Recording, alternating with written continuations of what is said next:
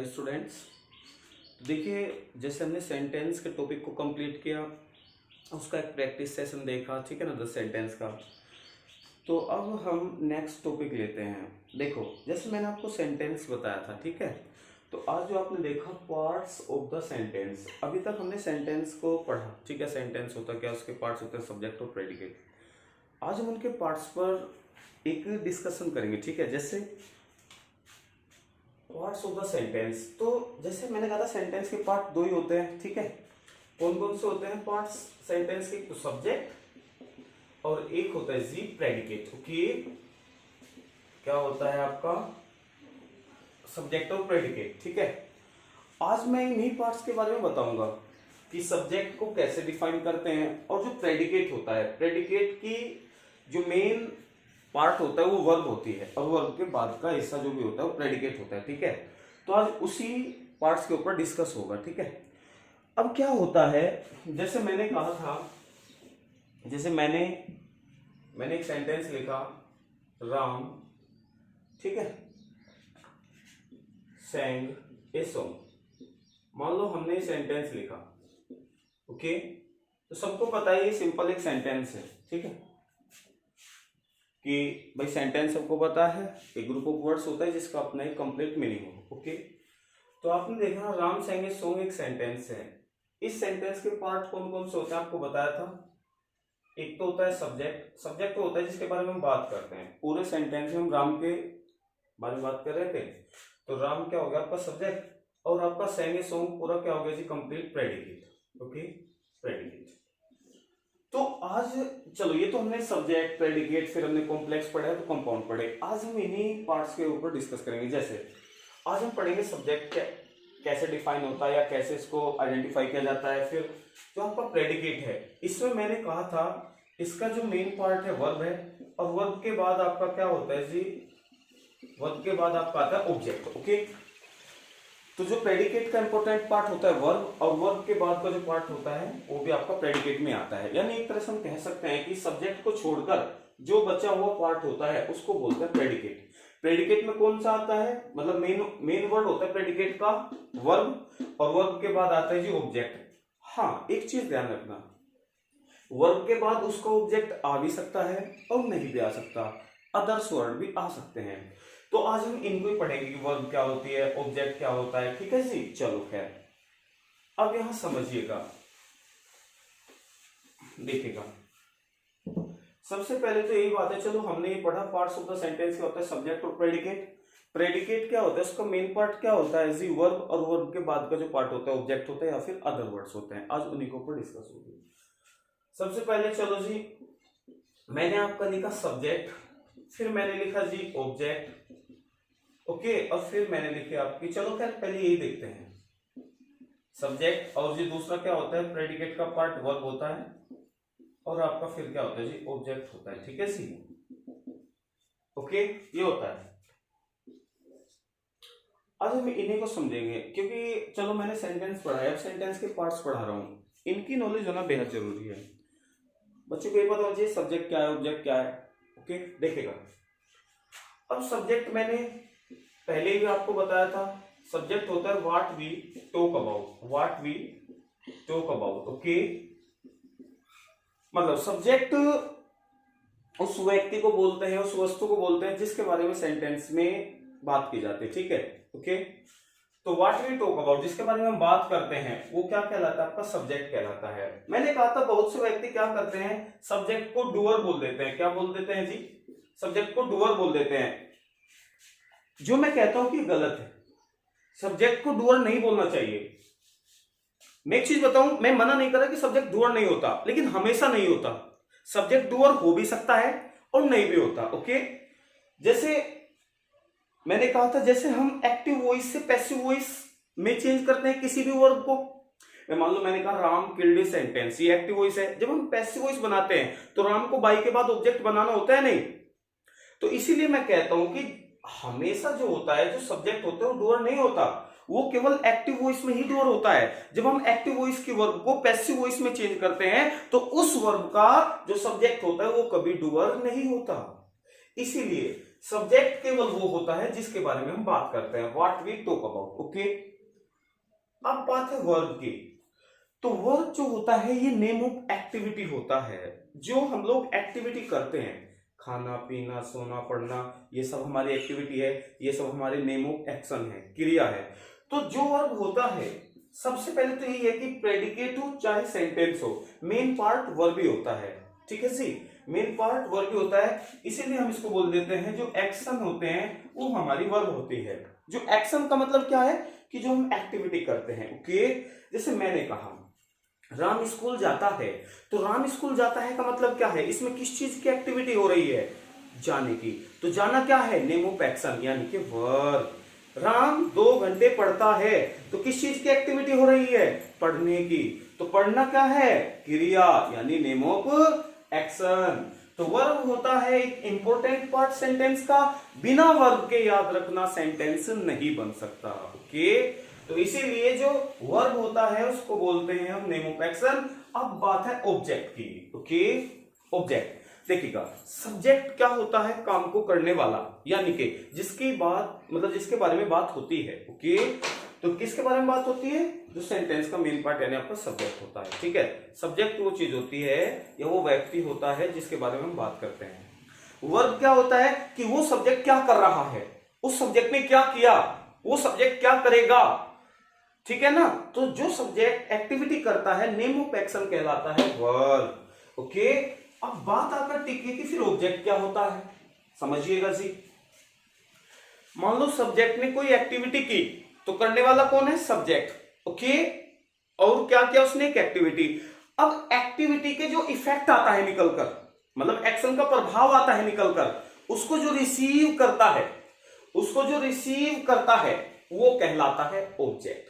मान लो जैसे मैं एक टीचर हूं, ओके, और आप सब मेरी वीडियो को देख रहे हैं यानी कि पढ़ रहे हैं, यानी कि पढ़ा कौन रहा है, मैं, यानी कि मैं एक टीचर हूं, यानी मैं सब्जेक्ट हूं जिसके बारे में बात हो रही है, ओके। और क्या कर रहा हूं, एक्टिविटी पढ़ाने की, तो पढ़ाना हो गया वर्ब। लेकिन उस पढ़ाने के प्रभाव को कौन रिसीव कर रहा है, आप लोग, यानी यू। तो यू क्या हो गया आपका, रिसीवर। तो यानी कि जो ऑब्जेक्ट होता है वो आपका क्या होता है जी, रिसीवर होता है। यानी कि एक्शन के प्रभाव को रिसीव करने वाला क्या कहलाता है, ऑब्जेक्ट कहलाता है। तो मैं फिर से बता दूं, सब्जेक्ट होता है आपका जिसके बारे में बात होती है, और ये प्रेडिकेट के पार्ट होते हैं वर्ब और ऑब्जेक्ट। तो वर्ब क्या होता है, name of activity, name of action, और जो एक्शन के प्रभाव को रिसीव करता है जी, वो कहलाता है रिसीवर, ओके। तो ये 3 पार्ट हमने पढ़े सेंटेंस के, अदर वर्ड्स भी होते हैं उसको अभी पढ़ेंगे, लेकिन जो हमें पढ़ना था, हमें आज सेंटेंस के यही पार्ट डिस्कस करने थे, जिसका बच्चों को पता होना चाहिए कि सेंटेंस है तो ऑब्जेक्ट क्या होता है, सब्जेक्ट कौन होता है, और नेम ऑफ एक्टिविटी है क्या चीज, ओके। खैर, तो ये हो गया जी। अब एक चीज देखेगा, चलो ये तो हुआ सब्जेक्ट वर्ब ऑब्जेक्ट की पहचान। अब मैं आपको बस एक चीज और बताना चाहूंगा जी। ये तो हमें पता लग गया कि सब्जेक्ट किसको बोलते हैं या ऑब्जेक्ट कौन होता है, लेकिन अब ये क्वेश्चन आता है माइंड में कि जो इंग्लिश के पार्ट्स ऑफ स्पीच होते हैं, ठीक है ना, noun, pronoun, adjective, verb, adverb, conjunction, interjection, preposition. तो जो इंग्लिश के पार्ट्स ऑफ स्पीच होते हैं, तो जब हम सेंटेंस में किसी सब्जेक्ट को बनाएंगे ऑब्जेक्ट का यूज होगा, तो सब्जेक्ट और ऑब्जेक्ट में कौन कौन से पार्ट्स ऑफ स्पीच वर्क करेंगे, ठीक है। हालांकि नेक्स्ट वीडियो मेरी पार्ट्स ऑफ स्पीच की होगी, आज मैं केवल पार्ट्स बता रहा हूं किसके, सेंटेंस के, ठीक है ना। देखो अब मैं आपको बता दूं, आपका जो सब्जेक्ट होता है और आपका ऑब्जेक्ट होता है, ओके। अब यानी कि जो सेंटेंस का आपका सब्जेक्ट होता है और ऑब्जेक्ट होता है, इसमें कौन कौन से पार्ट्स ऑफ स्पीच होंगे जो सेंटेंस में, वो वर्ड होंगे जो सब्जेक्ट होगा और ऑब्जेक्ट होगा, ठीक है। तो मैं आपको बता दूं, पूरी ग्रामर में जनरली क्या होता है, नाउन और प्रोनाउन। प्रोनाउन सबको पता है, नाउन का ही सब्स्टिट्यूट होता है, ठीक है ना जी। जो प्रोनाउन होता है वो नाउन के स्थान पर ही तो यूज होता है, नाउन का ही तो सब्स्टिट्यूट होता है।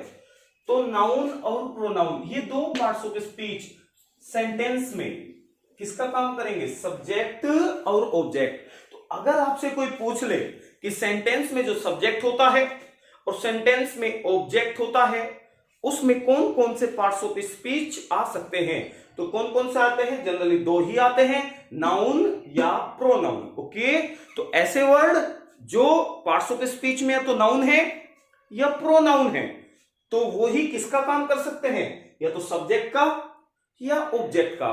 कोई वर्ब नहीं, कोई एडजेक्टिव नहीं, और ना ही कोई एडवर्ब, ना ही कोई कंजंक्शन वगैरह। कोई दूसरा पार्ट्स ऑफ स्पीच सब्जेक्ट और ऑब्जेक्ट का काम नहीं कर सकते। केवल नाउन और प्रोनाउन ही है वो जो सब्जेक्ट और ऑब्जेक्ट का काम करते हैं किसी भी सेंटेंस में। ओके, तो ये चीज पता होना बेहद जरूरी है। खैर, ये हो गया। अब देखते हैं एक दो सेंटेंस देखिएगा, उसमें मैं आपसे देखते हैं। तो ऑब्जेक्ट क्या होता है? जो रिसीवर होता है, यानी एक्शन के प्रभाव को रिसीव करता है। या फिर ऑब्जेक्ट वो चीज होती है जिस चीज के ऊपर सब्जेक्ट काम करता है। जैसे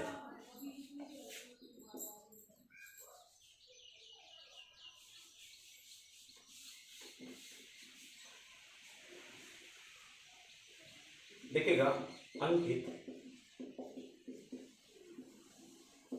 किल्ड ए लायन। ये अंकित किल्ड ए लायन, सबको पता है, सिंपल सेंटेंस है। जो मैंने बताया कि एक सब्जेक्ट होता है और एक उसका प्रेडिकेट होता है। आज पार्ट्स पढ़ रहे हैं तो सबसे पहले देखो, अंकित किल्ड ए लायन, सबको पता है ये जो मेन वर्ब है किल, मारना। तो मारना क्या है? Name of activity. जो किल्ड है इसका मतलब क्या है कि एक्शन क्या हो रहा है? सबसे पहले ये देखो, एक्शन क्या हो रहा है? मारने का। ओके, कि अंकित ने लोयन को मारा, तो क्या चीज हुई? एक्टिविटी किल्ड करने की। ठीक है, तो जो किल्ड है ये आपकी वर्ब है, सबको पता है कि ये नेम ऑफ एक्शन है। तो ये तो हो गई वर्ब। तो सेंटेंस का एक पार्ट डिसाइड हुआ कि ये जो वर्ड है ये क्या है? आपकी verb, name of action, name of activity. अब जो किल्ड है, सबको पता है कि क्या किल्ड हुआ? लोयन। ठीक है, लेकिन किसने किया? अंकित। तो सबको पता है काम को परफॉर्म किसने किया? काम किसने किया? अंकित ने। तो अंकित एक्शन करने वाला है जिसके बारे में बात कर रहे हैं। तो अंकित क्या हो जाएगा? सेंटेंस का ऐसा पार्ट जो सब्जेक्ट है। किल्ड क्या हो गया? सेंटेंस का ऐसा पार्ट जो वर्ब है। अब यहां देखिएगा, अंकित ने तो एक्टिविटी की, इस एक्टिविटी के प्रभाव को किसने रिसीव किया? कौन मरा? तो क्या हो गया आपका? ए लोयन, यानी कि लोयन मरा। और उसी के लिए जो आपका आर्टिकल है ये डिटर्मिनर होता है जो नाउन के लिए आते हैं। ठीक है ना, नेक्स्ट वीडियो में इसको डिस्कस करेंगे। खैर, तो ए लोयन जो है आपको सेंटेंस का क्या है जी? ऑब्जेक्ट है, क्योंकि ये रिसीवर है। ठीक है ना, क्योंकि ये क्या है? रिसीवर है। किसका? इस नेम ऑफ एक्शन का जिसने प्रभाव को रिसीव किया। ओके, एक्शन के प्रभाव को रिसीव किया लोयन। तो सब्जेक्ट हुआ, वर्ब हुआ, ऑब्जेक्ट हुआ। चलो जी, ये बात कंफर्म है कि सब्जेक्ट जिसके बारे में बात होती है वर्ब, नेम ऑफ एक्शन, और ऑब्जेक्ट जो रिसीवर होता है या फिर जिसके ऊपर काम किया जाता है। जैसे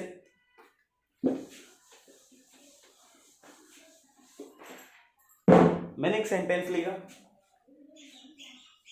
Rohit wrote letter yesterday. Okay, मान लो मैंने ये सेंटेंस लिखा। ठीक है, तो इस सेंटेंस में नेम ऑफ एक्टिविटी क्या है? देखिएगा, मैं पहले एक बार और बता दूं आपको, कोई भी सेंटेंस हो उसमें हमेशा वर्ब तो मिलेगी, यानी एक्शन के बिना तो खैर कोई सेंटेंस हो ही नहीं सकता ना। तो एक्शन तो मिलेगा कि क्या एक्शन किया गया। ओके, तो Rohit wrote a letter yesterday. Okay, Rohit ने कल एक पत्र लिखा था। तो क्या एक्टिविटी की थी रोहित ने? सबको पता है, लिखना।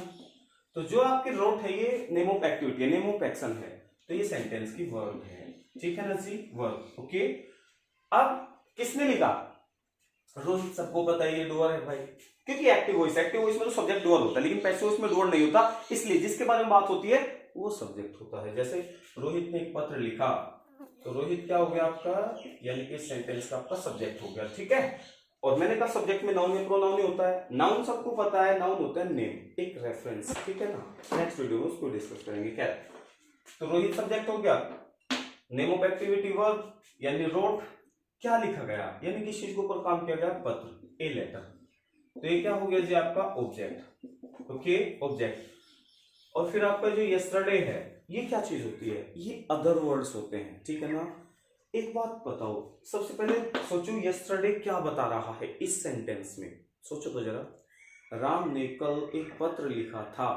तो यस्टरडे जो वर्ड, मतलब ग्रुप ऑफ लेटर, ये ग्रुप ऑफ लेटर है, YESTRDAY, तो लेटर के ग्रुप को वर्ड बोलते हैं। ओके, तो जो ये वर्ड है यस्टरडे, इसका अपना एक मीनिंग है कल, याद रखना सेंटेंस में जो मीनिंग की शुरुआत होती है वो वर्ड से होती है। ओके, खैर तो खैर आपसे मैं पूछ रहा हूं, जैसे आपने रोहित को भाई डिस्क्राइब किया, रोड ए लेटर, इसको भी डिस्क्राइब किया। अब ये बताओ यस्टरडे से इस सेंटेंस में हमें क्या पता चल पा रहा है? साफ सी बात है भाई, रोहित ने पत्र लिखा था। अब ये क्वेश्चन आता है कि कब लिखा था।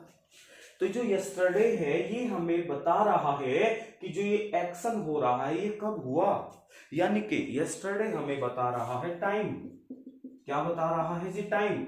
और टाइम किस चीज का बता रहा है? एक्शन का, कि एक्टिविटी कब हुई। तो याद रखना टाइम बताने वाले सभी वर्ड क्या कहलाते हैं जी? एडवर्ब। क्या कहलाते हैं? एडवर्ब कहलाते हैं। ओके, तो खैर तो ये होते हैं अदर वर्ड्स। ओके, जो ऑब्जेक्ट से अलग होते हैं। ठीक है, खैर चलो जी, हमने ये भी पढ़ा। अब मैं आपको एक चीज बताना चाहूंगा एक सेंटेंस के माध्यम से, कि अभी एक एग्जाम हुआ था, शायद सुपर टेट का था या यूपी टेट का, उसमें क्वेश्चन आया था। ओके, उसमें क्या पूछा गया था देखिएगा, ये पूछा गया था on the top, okay, on the top of the hills, on the top of the hills lives a hermit. क्या लिखा मेरे भाई? On the top of the hills lives a hermit.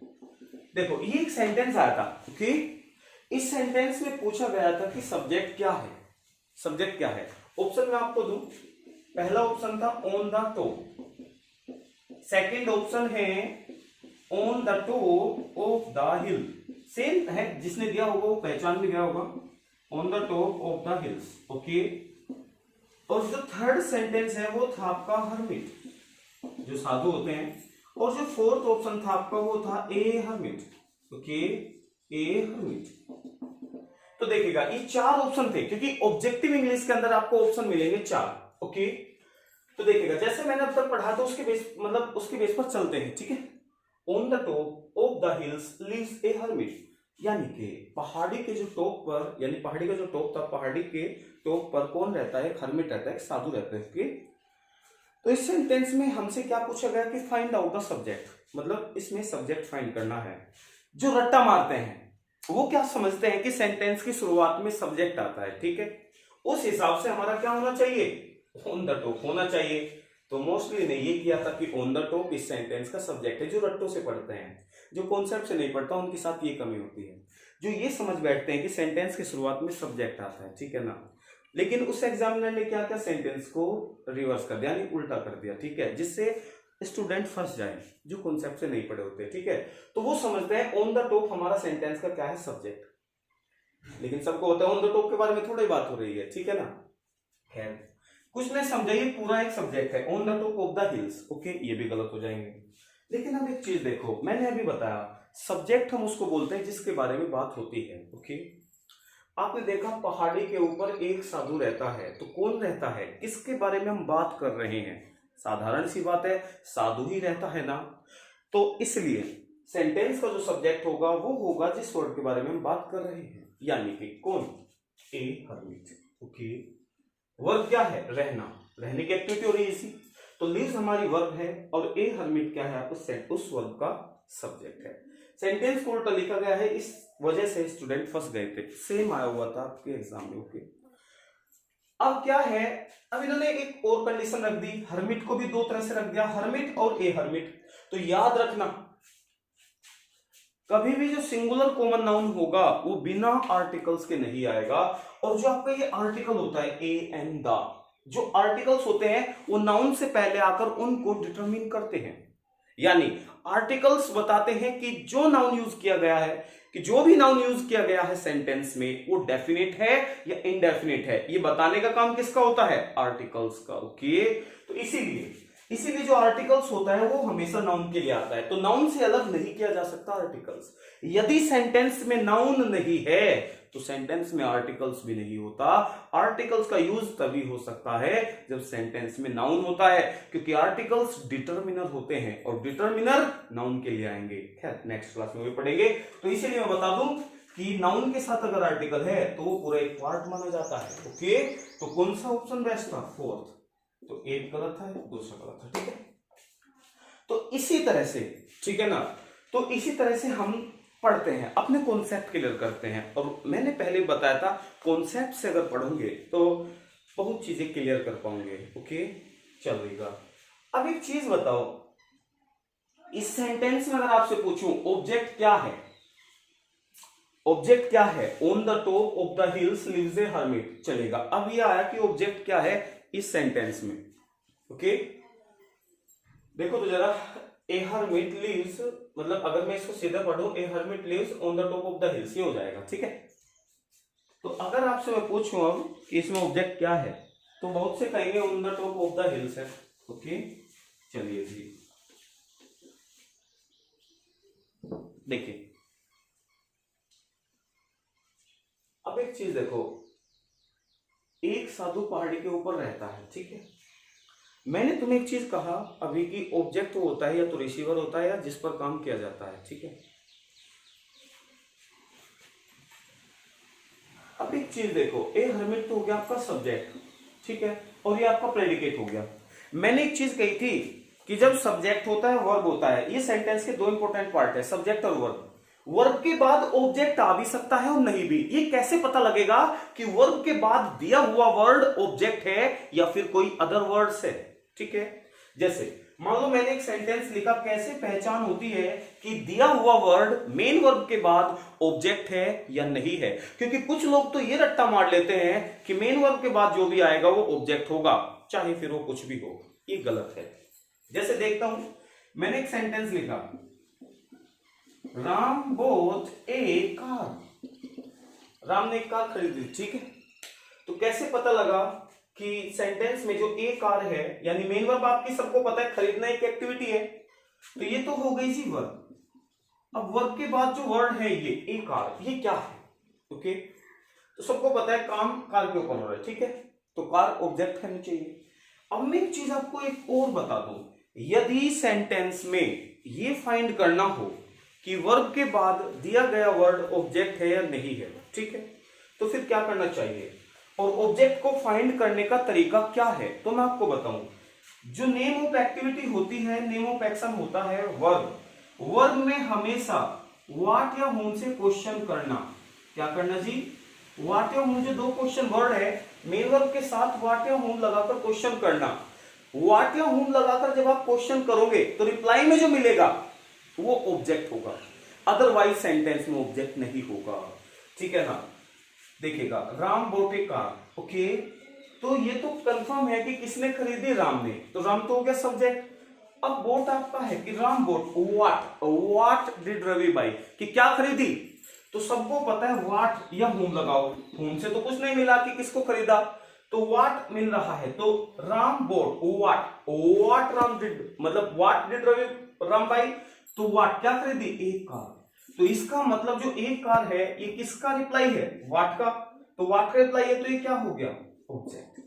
Okay, तो मैं आपको बता दूं कि मेन वर्ब के बाद दिया हुआ वर्ड ऑब्जेक्ट है या नहीं है, ये पता लगाने के लिए आप एक सिंपल कॉन्सेप्ट को यूज कर सकते हैं। मेन वर्ब में व्हाट या होम से क्वेश्चन करिएगा और जो रिप्लाई में मिलेगा वो ऑब्जेक्ट होगा, ये कंफर्म है। ओके, देखिएगा, मैं एक सेंटेंस आपको लिखकर बता दूं कि व्हाट और होम हमने क्यों चुना। देखिएगा, जैसे मैंने एक सेंटेंस लिखा, राम हेल्प सागर। मान लो ये है, राम हेल्प सागर, राम ने सागर की सहायता की थी। सहायता करने का काम पास्ट में हुआ था, किसने बताया? वर्ब की फॉर्म ने, क्योंकि पास्ट है। ओके, तो सबको पता है कि नेम ऑफ एक्शन हेल्प है, तो ये तो हो गई वर्ब। Okay, help. अब इसमें क्या करो आप, ये पता लगाने के लिए कि सागर ऑब्जेक्ट है नहीं है, व्हाट या होम से क्वेश्चन, मतलब व्हाट या होम से क्वेश्चन करिएगा। अब क्या की मतलब सहायता, व्हाट से तो कोई सागर नहीं आएगा। ओके, तो अब किससे होगा? होम, कि होम डिड रवि हेल्प, कि राम ने किसकी सहायता की? होम का मतलब किसकी सहायता की? सागर की। तो सागर क्या हो गया? ऑब्जेक्ट। और सीधी सी बात देख लो, हेल्प किसने की? राम ने। हेल्प करने के प्रभाव को किसने रिसीव किया? सागर ने, तो सागर इसलिए ऑब्जेक्ट भी है। लेकिन अगर आपको वो भी फंडा नहीं पता तो मैं साधारण सा बता रहा हूं, मेन वर्ब के साथ व्हाट या होम का रिप्लाई लगाकर देख लिया करो, अगर रिप्लाई है तो ऑब्जेक्ट है, अदरवाइज वो नहीं है। ओके, अब एक चीज देखो, इस सेंटेंस में देखो तो जरा, कि on the top of the hills lives a hermit, कि एक साधु जो है वो पहाड़ी के ऊपर रहता है। ओके, लिव्स यहां मेन वर्ब है। अपने आप से क्वेश्चन को, कौन रहता है, हु, कि हु डज लिव, कौन रहता है, ए हर्मिट। तो ए हर्मिट सबको पता है, इसके बारे में बात हो रही है, तो ये सेंटेंस का क्या है, सब्जेक्ट। ओके, ये सेंटेंस का सब्जेक्ट है। अब व्हाट लगाओ, क्या रहता है, तो व्हाट से तो ये नहीं आएगा ना, on the top of the hills, कि पहाड़ी के ऊपर पहाड़ी रहती है। क्या हो जाएगा ऐसे कि पहाड़ी के ऊपर पहाड़ी रहने लगी है, ऐसा नहीं होगा, ठीक है। तो on the top of the hills what का रिप्लाई नहीं है। सेकंड देख लीजिएगा कि किसको रहता है, ये तो बेतु का बकवास में नहीं है। ओके, तो लीव्स में आपने व्हाट लगाया तो कोई ऑप्शन नहीं मिला, यानी कोई आंसर नहीं मिला कि क्या रहता है। अब ये तो नहीं है कि पहाड़ी के ऊपर पहाड़ी रहती है, किसको रहता है ये भी नहीं मिला। तो मेन वर्ब में आपने व्हाट भी लगा दिया और हुम भी लगा दिया, तो आपको कोई ऑब्जेक्ट नहीं मिला। लेकिन एक वर्ड से मिल रहा है वेयर, कि कहां रहता है, आपने मेन वर्ब में वेयर लगाया, प्लेस। ओके, कि कहां रहता है, कि पहाड़ी के ऊपर रहता है। वेयर से क्या मिलता है, प्लेस। और बता दो कि व्हाट या हुम से ही मिल पाएगा ऑब्जेक्ट। वेयर क्या बता रहा है, प्लेस, और प्लेस बताने वाले वर्ड कौन सा पार्ट्स ऑफ स्पीच होते हैं, एडवर्ब। तो ये on the top of the hills जो पूरी फ्रेज है, ये कौन सी फ्रेज है आपकी, एडवर्ब फ्रेज है। ओके, और मैंने कहा था ऑब्जेक्ट और सब्जेक्ट कौन होते हैं, या तो नाउन या फिर प्रोनाउन, लेकिन ये क्या है, एडवर्ब। इसका मतलब यहां ऑब्जेक्ट नहीं है, अदर वर्ड्स है। ओके, यहां ऑब्जेक्ट नहीं है, अदर वर्ड्स है, इसको, ठीक है। अब देखिएगा, तो हुआ कुछ क्लियर, चलेगा। देखिए कॉन्सेप्ट होना चाहिए आपके क्लियर, तभी आप ग्रामर पर पकड़ कर सकते हो, अदरवाइज रूल रट्टों से कुछ सीखोगे भी नहीं। जैसे मान लो मैंने एक सेंटेंस लिखा, राम डाइड यस्टरडे, ये देख लीजिएगा, राम डाइड यस्टरडे। ओके, एक सेंटेंस है, मतलब एक ग्रुप ऑफ वर्ड्स है जिसका अपना कंप्लीट मीनिंग है, इसको बोलते हैं सेंटेंस। ओके, स्पीकर कहना चाह रहा है कि राम कल मर गया था। ओके, तो Ram died yesterday, name of action, किसकी एक्टिविटी हुई, मरने की, तो ये हैपनिंग है कि मर गया। ओके, किल का मतलब होता है मारना, कुछ किया गया, और डाई का मतलब होता है मरना। ओके, वो मर गया। तो जो डाई वर्ब है ये तो हो गया आपकी वर्ब। अब एक चीज बताओ, वर्ब के बाद क्या लिखा है, यस्टरडे। तो अब यस्टरडे तुम देखो ऑब्जेक्ट है या नहीं है। अब क्या है, मेन वर्ब के बाद दिया गया वर्ड ऑब्जेक्ट है या नहीं है, ये किससे पता लगता है, व्हाट या हुम से। ठीक है, कि राम कल मर गया था, व्हाट डिड, मतलब व्हाट डिड डाई, कि क्या मर गया। अब ये थोड़े कि कल मर गया, कल था कोई, कल दिन आने वाला है, कल ही मर गया, ऐसा तो नहीं होगा। खैर, तो यहां पर आपने देखा कि कौन मरा, सबको पता है राम, तो जिसके बारे में बात हो रही है तो हो गया सब्जेक्ट, डाइड हो गई वर्ब। ना तो ये व्हाट का रिप्लाई है, यस्टरडे जो वर्ड है ना तो ये व्हाट का रिप्लाई है, अब ना ही ये हुम का रिप्लाई है कि किसको मर गया। ठीक है, यस्टरडे से पता लग रहा है आपको किसका, टाइम, कि व्हेन डिड रवि डाई, मतलब व्हेन डिड राम डाई, कि राम कब मरा था, कि कल। तो यस्टरडे ने हमें क्या बताया, टाइम। तो टाइम बताने वाले वर्ड अभी तो बताए थे क्या होते हैं, एडवर्ब, और एडवर्ब कभी ऑब्जेक्ट नहीं होते, तो इस सेंटेंस में ऑब्जेक्ट नहीं है, बस क्या है, सब्जेक्ट है, वर्ब है और आपका अदर वर्ड्स है। ओके, तो यहां देखिएगा,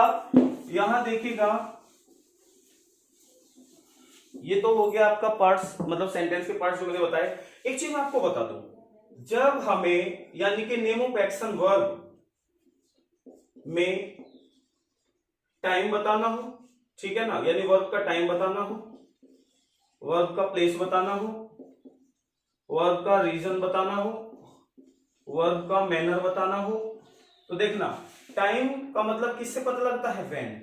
ओके, प्लेस किससे पता लगती है, वेयर। भाई आप किसी से अगर क्वेश्चन करोगे वेयर लगाकर तो आप क्या जानना चाह रहे हो, प्लेस। अगर आप व्हेन लगाकर क्वेश्चन करोगे क्या जानना चाह रहे हो, उस एक्शन का टाइम। अगर आप क्या लगाकर क्वेश्चन करोगे डबल एच वर्ड में, वाई। अगर वाई से आप क्वेश्चन कर रहे हो तो आप एक्शन के मतलब क्या पता लगाना चाहोगे, रीजन। मैनर, कि वो एक्शन कैसे हुआ, तो क्या लगाना चाहोगे आप, हाउ। तो यानी कि इन डब्ल्यू एच वर्ड से आप लगाकर उस एक्शन का क्या फाइंड करोगे, टाइम, प्लेस, रीजन और मैनर। तो मैं आपको एक चीज बता दूं, जब भी आपको एक्शन का टाइम बताने वाला, प्लेस बताने वाला, रीजन बताने वाला और मैनर बताने वाला वर्ड मिलेगा, वो सभी के सभी क्या होंगे, वो सभी के सभी वर्ड एडवर्ब होंगे। सभी के सभी क्या होंगे जी, एडवर्ब, ठीक है ना, ये सब एडवर्ब होंगे। ओके, तो देखिएगा जैसे मैंने एक सेंटेंस और लिखा, एक दो सेंटेंस देखते हैं।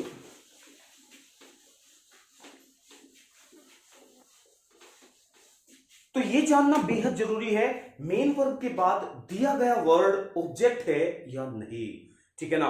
बहुत ही कम स्टूडेंट पता लगा पाते हैं। एक चीज बता दो आपको, बहुत ही कम स्टूडेंट इस बात को जान पाते हैं कि मेन वर्ब के बाद दिया गया वर्ड ऑब्जेक्ट है या नहीं है, ठीक है। जैसे मैंने एक सेंटेंस लिखा, राम sang a song, एक सेंटेंस ही है राम sang a song।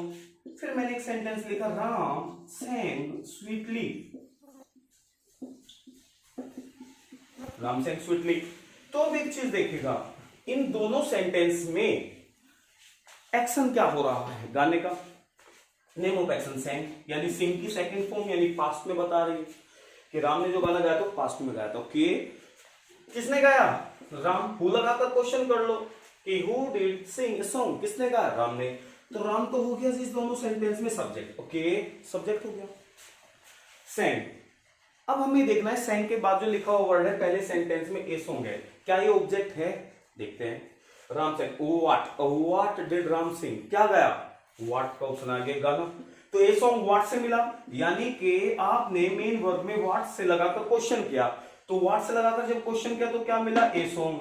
तो व्हाट से कौन सा मतलब मिलता है वर्ड, यानी पार्ट, ऑब्जेक्ट। ओके, ऑब्जेक्ट आपका नाउन या प्रोनाउन हो सकता है, सॉन्ग आपका नाउन ही होता है। ओके, तो इसलिए ए सॉन्ग ऑब्जेक्ट है, सॉन्ग आपकी वर्ब है और राम आपका सब्जेक्ट है, यानी कि सब्जेक्ट हुआ, वर्ब हुई और आपका ऑब्जेक्ट हुआ, ठीक है।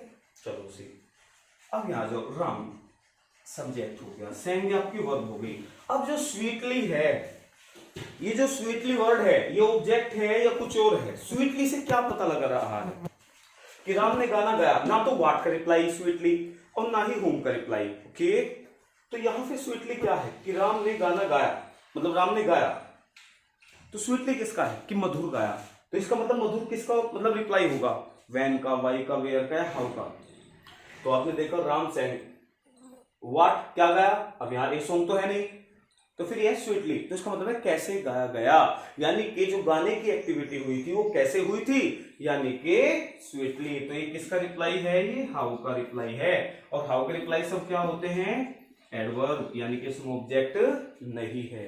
तो इसी तरह से याद रखना, मेन वर्ब के बाद दिया गया वर्ड ऑब्जेक्ट है या नहीं है, ये पता लगाने के लिए व्हाट या होम से देख लिया करो। अगर व्हाट या होम से रिप्लाई नहीं आ रहा है तो दिया हुआ वर्ड मेन वर्ब के बाद ऑब्जेक्ट नहीं होगा, या तो फिर वो एडवर्ब होगा, या तो फिर वो हाउ का रिप्लाई होगा, व्हेन का रिप्लाई होगा, या वेयर का रिप्लाई होगा, ठीक है। एक चीज और बताना चाहता हूं, जैसे मान लो मैंने एक सेंटेंस लिखा, अभी से, या फिर एक दूसरा वर्ड लिख लो,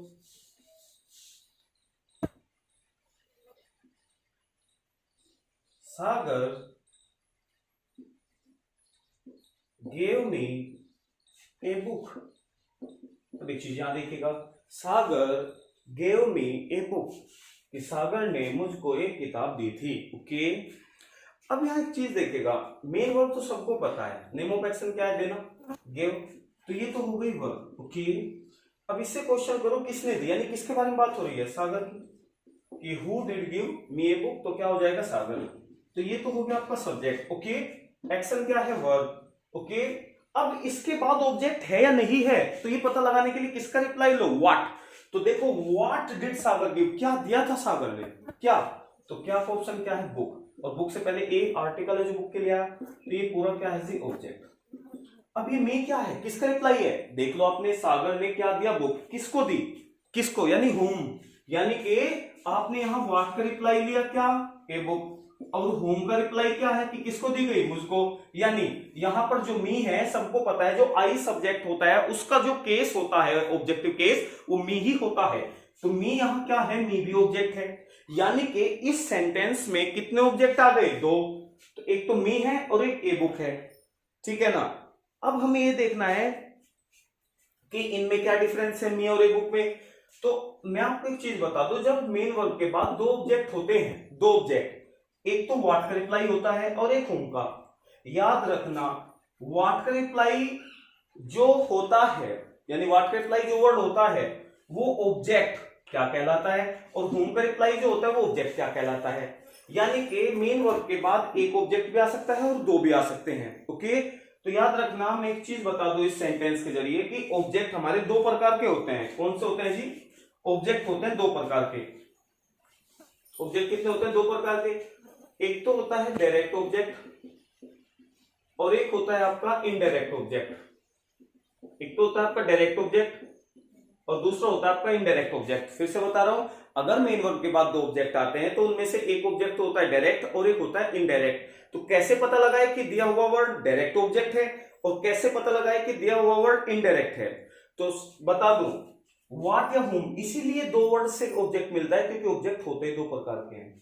मैं बता दूं, व्हाट से मिलने वाला जो वर्ड होगा वो जनरली क्या होगा? Direct object. कौन सा होगा? डायरेक्ट। और whom से मिलने वाला क्या होगा? इनडायरेक्ट। जैसे राम गिव व्हाट डिड, मतलब सागर गिव, तो क्या दिया? बुक। तो ए बुक हमारा ऑब्जेक्ट है, कौन सा? डायरेक्ट। किसको दिया? मी।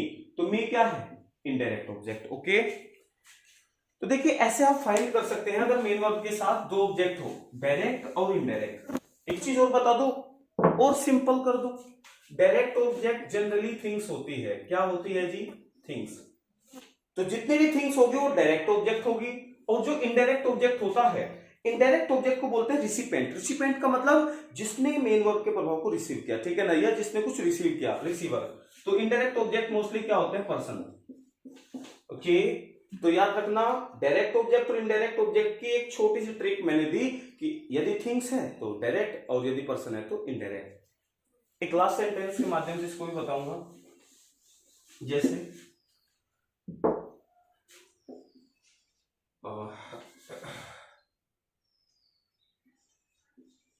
Shyam asked me a question. Okay, Shyam asked me a question। सबको पता है आस्क यहाँ एक वर्ब है, नेम एक्शन है। सबको पता है मी भी ऑब्जेक्ट हो गया और व्हाट का रिप्लाई क्वेश्चन भी आ गया, तो दो ऑब्जेक्ट हो गए। सीधी सी बात है, क्वेश्चन पर्सन नहीं है, थिंग्स है, तो क्या हो गया? Direct object. और किसको पूछा गया? मुझे, तो ये मैं क्या हो गया? Indirect object. ओके, ठीक है। तो देखना, ऐसे आप भी मतलब अपने से जान पाओगे कि सेंटेंस में दिया गया वर्ड सब्जेक्ट है, वर्ब है, ऑब्जेक्ट है या फिर अदर वर्ड जैसे एडवर्ब है। ठीक है, तो उम्मीद करता हूं कि आपके अच्छे समझ आया होगा। और इस जो क्लास हुई है ये आज की, जो पार्ट्स मैंने बताए बड़े इंपॉर्टेंट होते हैं। तो जो हमारी नेक्स्ट वीडियो रहेगी वो पार्ट्स ऑफ स्पीच के ऊपर ही रहेगी, ठीक है ना। इससे पहले आज मैंने ये सेंटेंस के पार्ट्स बताए, तो आपके सेंटेंस मैंने कंप्लीट कराए, सेंटेंस के पार्ट्स के ऊपर ये वीडियो रखी, ठीक है। तो मिलेंगे अब नेक्स्ट क्लास में पार्ट्स ऑफ स्पीच के साथ। जब तक ये अपना रिवाइज करना, ठीक है, कि सेंटेंस में जो सब्जेक्ट होता है वो प्रेडिकेट होता है। प्रेडिकेट में जो मेन पार्ट है वर्ब है, और वर्ब के बाद का वर्ड क्या है, इस मतलब आपने इस क्लास में सीख लिया। ओके, तो खुद से समझना, खुद से सोचना। ओके, तो मिलेंगे नेक्स्ट क्लास में।